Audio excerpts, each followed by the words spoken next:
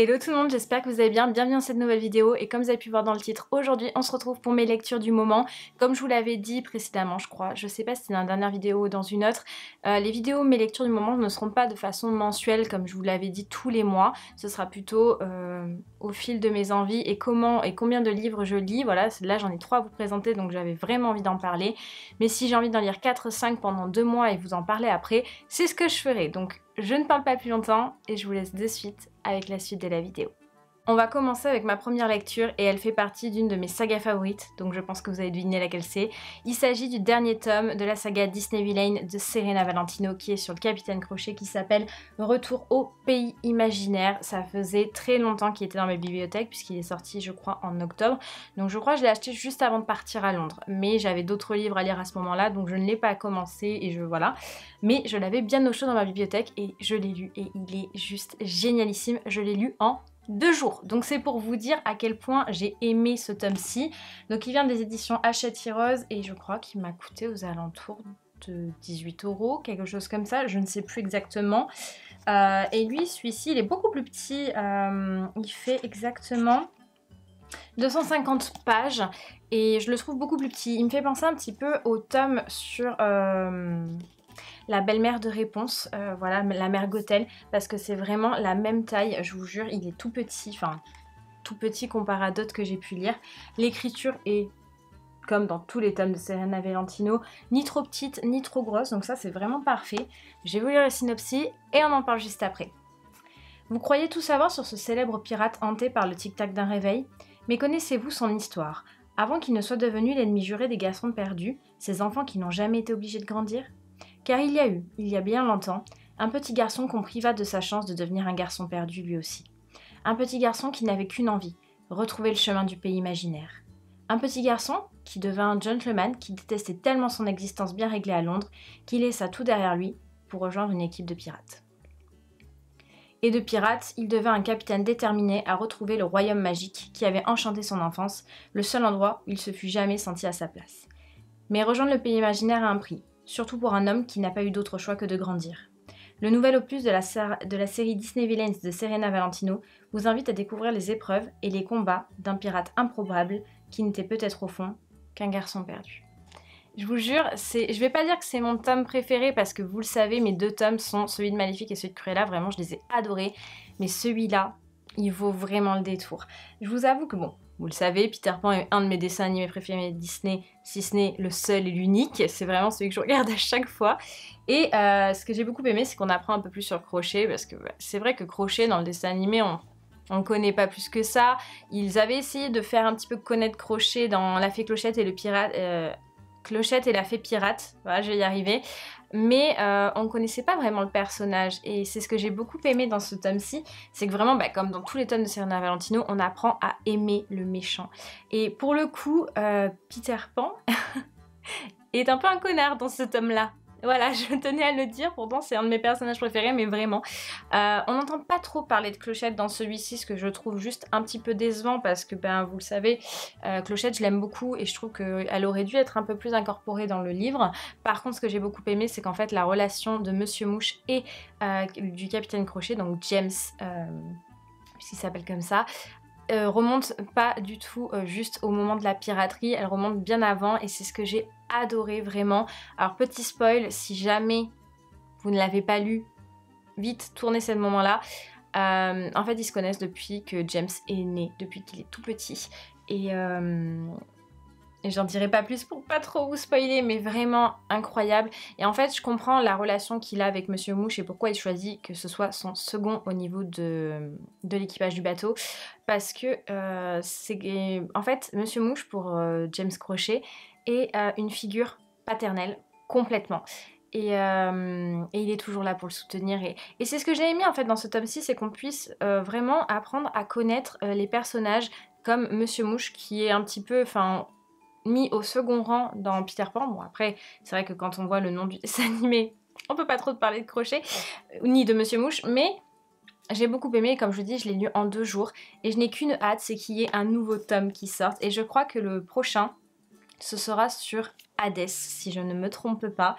Donc du coup j'ai trop hâte, mais vraiment très très bon bouquin. Vous le savez, je ne suis jamais déçue de la saga Disney Villain by Serena Valentino et je vous recommande à chaque fois les tomes et vraiment celui-ci, une petite pépite. On va continuer et le deuxième livre que j'ai lu, c'est un livre pareil d'une saga Disney et c'est une saga que vous me demandez énormément de vous parler dans une vidéo spécifique, chose que j'ai faite, mais là celui-là il fera partie d'une deuxième vidéo.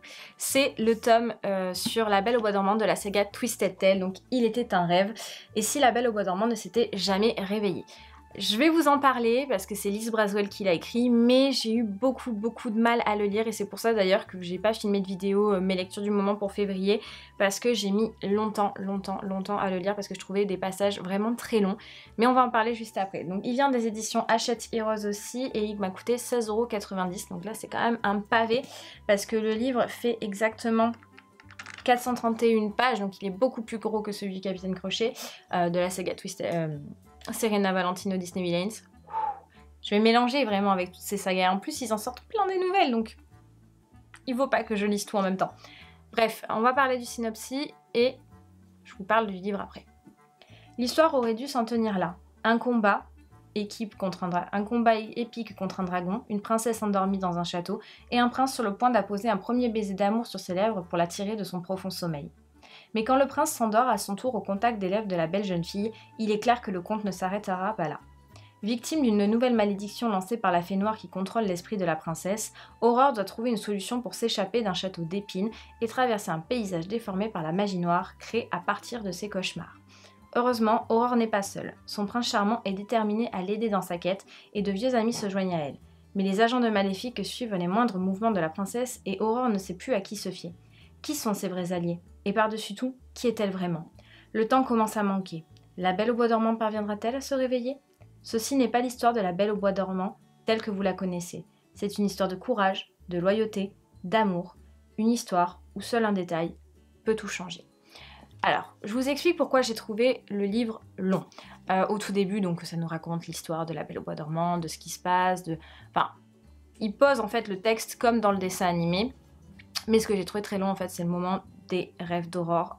Ils sont pas très compréhensibles au début, puisqu'en fait Maléfique se retrouve enfermée dans le rêve de Aurore, elle aussi, puisque quand le prince Philippe la tue dans le dessin animé en tant que dragon, eh ben, elle a eu plus d'un tour dans son sac et elle a jeté un sort pour pouvoir rentrer dans l'esprit d'Aurore en mourant pour réussir à vivre. Et j'ai trouvé en fait ce passage vraiment très long, puisque Aurore comprend rien de ce qui se passe, on apprend à connaître des personnages en fait qu'on ne connaissait absolument pas, qui en fait venaient à la cérémonie des 16 ans de la princesse Aurore pour annoncer ses fiançailles avec Prince Philippe dans le dessin animé. Vous voyez un peu le truc. Et j'étais complètement paumée. Mais quand je vous dis paumée, j'étais paumée, je comprenais rien à rien, j'avais beau essayer de bien me concentrer sur le bouquin, j'avais du mal, j'étais mais mince, enfin... Je vais pas aimer ce tome-ci alors que c'est Liz Braswell qui l'a écrit et qu'en plus de ça, j'adore le dessin animé de La Belle au bois dormant, surtout Maléfique, qui a une classe ultime. Mais au début, j'ai vraiment eu du mal. Et je me dis, punaise, je vais pas être fan de ce tome-là, alors que j'arrêtais pas de dire que quand c'était Liz Braswell qui écrivait pour la saga Twisted Tale, c'était tellement mieux que quand c'était d'autres auteurs. Et en fait, non, ça a été. C'est vraiment le passage dans les rêves d'Aurore. Après, quand elle commence un peu à se bouger, là, on se dit, ok, là, il y a un peu d'intrigue, là, il y a un peu de suspense, là, il y a un peu... Et là, c'est un peu mieux. Mais je vous avoue qu'au début, j'étais vraiment pas fan du livre. Je me suis même dit, mon Dieu, est-ce que je vais réussir à le terminer ou est-ce que je vais mettre des mois et laisser ma lecture de côté? J'ai réussi à le terminer, mais je vous ai même pas parlé de l'écriture. L'écriture est assez fine, comme dans tous les Twisted Tales d'ailleurs. Voilà, je peux pas dire que je l'ai pas aimé. Je peux pas dire que je l'ai aimé. Je suis un peu mitigée pour ce tome-là, vraiment. Donc oui, forcément, si vous voulez lire la saga Twisted Tale et que vous voulez vous faire toute la collection, forcément, vous devez le lire. Il n'y a pas de... En fait, c'est ça qui est pas mal quand même à la saga Twisted Tale comparé à la saga Disney Villains, c'est que les tomes ne se suivent pas. Donc vous pouvez aussi bien lire les derniers qui sont sortis, comme les anciens. Voilà, moi, je vous ai dit, j'ai commencé par Profondeur de l'océan, donc c'est celui sur la petite sirène, alors que c'était, je crois, Aladdin ou La Belle et la Bête qui était sorti en premier, je ne sais plus. Donc vous voyez, j'ai carrément pas commencé dès le début, mais sur celui-là, je suis un peu mitigée, donc je vous le conseille si vous voulez lire toute la saga Twisted Tale. Mais d'un côté, est-ce que vous allez le trouver long? Est-ce que vous allez le trouver pas long? Voilà, moi je suis assez mitigée sur ce livre et j'ai du mal à donner mon avis. Et le dernier livre que j'ai lu, c'est pas un livre de saga Disney, vous inquiétez pas, mais par contre c'est un livre dont vraiment j'ai eu un énorme coup de cœur.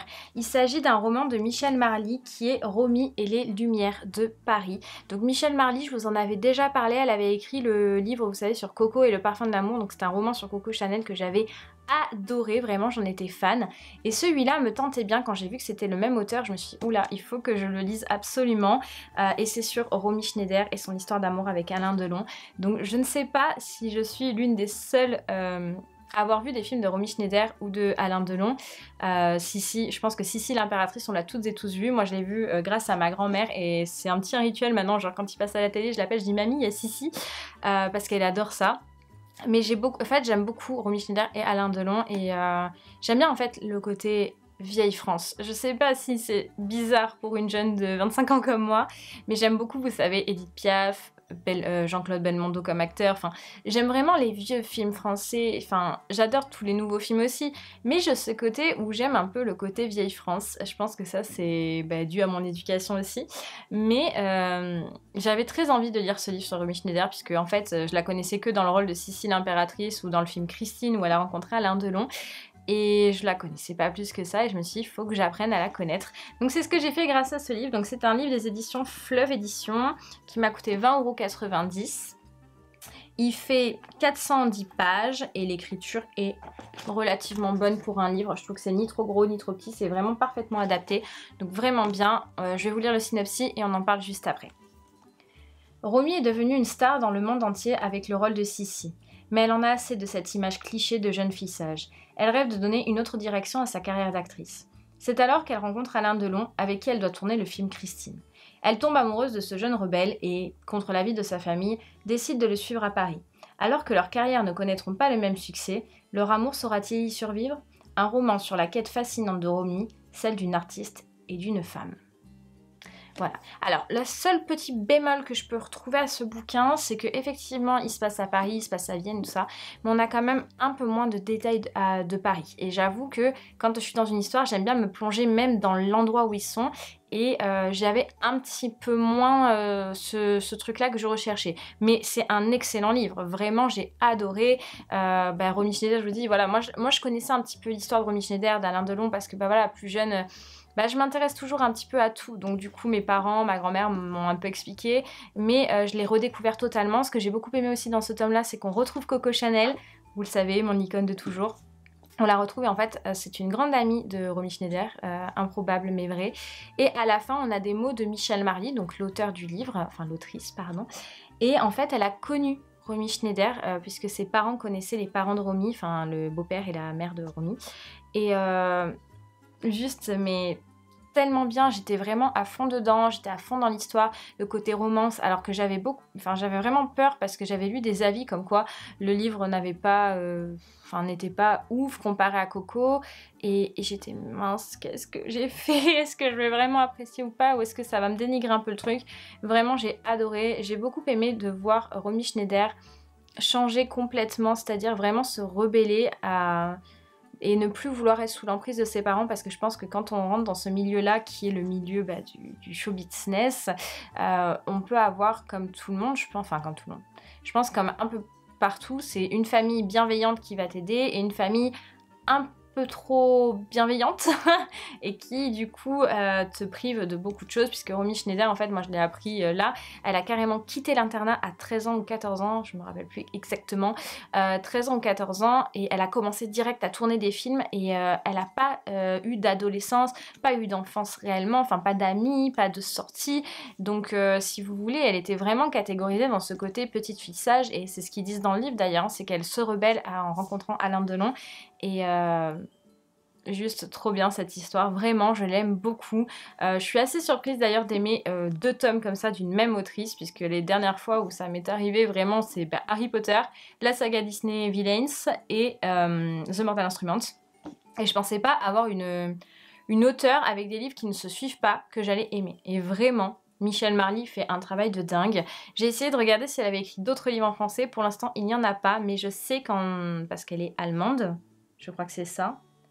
Tac, tac. Je crois que c'est ça, je crois qu'elle est allemande, et elle a écrit un livre sur Edith Piaf. Pour l'instant il n'est pas sorti en édition française, mais il me tarde vraiment parce que comme je vous dis, j'aime ce côté vieille France, j'aime ce côté la belle époque en fait de notre beau pays, de notre si beau pays et j'adore en fait, j'aime trop les histoires. J'ai le film d'Edith Piaf, voilà, moi je l'ai vu, j'aime beaucoup Coco Chanel, j'aime vraiment en fait. En plus d'aimer ce côté vieille France, Paris, notre capitale, j'aime aussi le côté où on prend des femmes qui sont devenues des icônes françaises et qui en plus de ça sont ultra féministes et vous le savez, c'est un peu mon truc. Mais vraiment ce livre-là, allez le lire si vous ne connaissiez pas du tout Romy Schneider déjà. Comment est-ce possible? Enfin, je comprends, il y en a qui n'ont pas vu les films et tout ça, mais vraiment foncez, il est génial. Vraiment, c'est une très belle romance et j'ai hâte de voir de nouveaux tomes de Michel Marly. Et voilà tout le monde, cette vidéo est terminée, j'espère qu'elle vous aura plu, ça me fait toujours autant bizarre de filmer ici. J'ai tellement été habituée depuis quasiment 5 ans que j'ai ma chaîne, 5-6 ans, à filmer sur mon lit, que du coup je suis totalement gênée, je ne sais pas trop comment faire, donc dites-moi si ça vous plaît, parce que vraiment, je sais que je le dis à chaque vidéo où j'ai filmé ici, enfin j'en ai filmé que 2, mais je sais pas, genre j'arrive pas à savoir si je suis à l'aise ou pas, mais en tout cas si cette vidéo vous a plu, que ça vous a donné des envies de lecture, vraiment dites-moi ça en commentaire et dites-moi aussi vous quel livre vous pourriez me conseiller parce que je suis toujours à la recherche de bons bouquins même si je suis très souvent dans ma librairie, la librairie Mola pour faire un petit peu tous les tours des rayons et trouver plein de livres. J'aime toujours avoir des suggestions de votre part parce que du coup ça me donne des envies de lecture. Donc voilà, bah écoutez, si cette vidéo vous a plu, je vous laisse la liker, la partager, vous abonner à la chaîne si ce n'est toujours pas fait et activer la cloche de notification pour les recevoir quand mes vidéos sortiront. Et puis bah quant à moi, je vous fais d'énormes bisous et je vous dis à très bientôt dans une prochaine vidéo. Salut!